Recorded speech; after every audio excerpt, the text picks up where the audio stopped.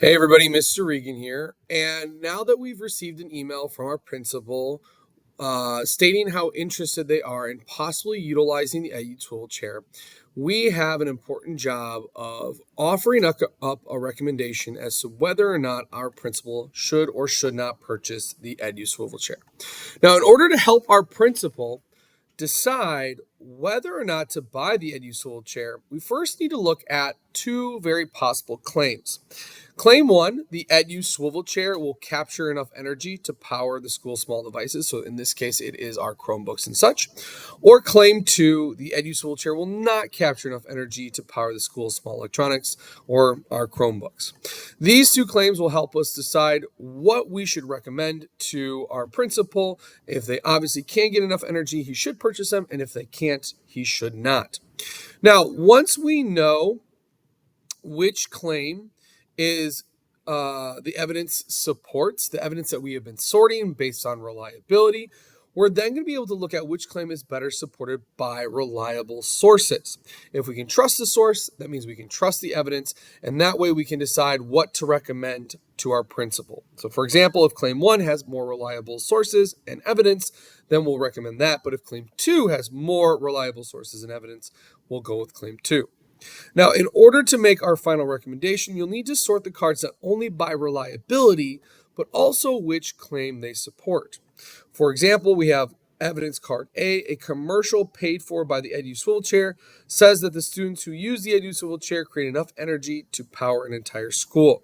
So evidence card A would support claim one, but evidence card A is not necessarily reliable. So now we know that claim one does not have a very reliable source of evidence and information. So that might sway whether or not we recommend purchasing the Edu Swivel chair or not. So let's look at how we're going to do this with all of our sorting cards. So if you're looking at the diagram here in black, you'll notice on the left and right side, we have claim one and claim two. So the first thing you're going to do is place the cards with their source and evidence in order of reliability. So for example, if you think source card A is the most reliable piece of evidence and source card H is the least reliable, you'll put them in order from A to H. Second, you'll place the two claims on opposite sides of your evidence cards, and then you're going to pick one card at a time, explaining and thinking about which claim the evidence supports. So for example, we said card A supports claim one, so we'll put it under claim one. Notice as I'm sorting, I'm just sliding it over to one side or the other. As you're sliding the cards, okay, we need to make sure we keep them in order of reliability. So notice I'm not just taking card H and putting it under card A. I don't want to do that. If card H supports claim one, I'm going to keep it at the very bottom. So not only can I see where it falls under which claim one or claim two, but I can also see how reliable it is when looking at comparing the cards left or right of each other. Then the last thing we're going to do is we're going to record everything in task 7 once it's been sorted. So once you have all of your cards moved to whatever side, I'm making this up as I go, folks. Again, you'll be able to see which claim they go under and again, which one they are more or less reliable to compared to others.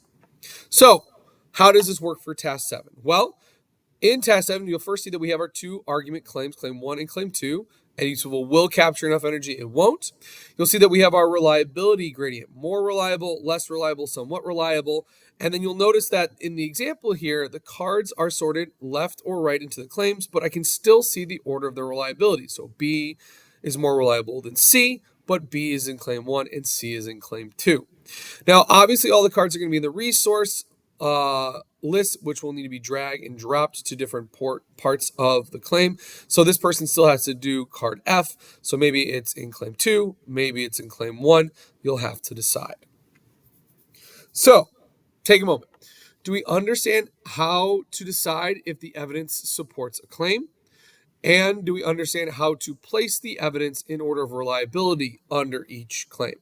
Take a second, fill out your survey honestly. And if you have questions, reach out. Otherwise, good luck.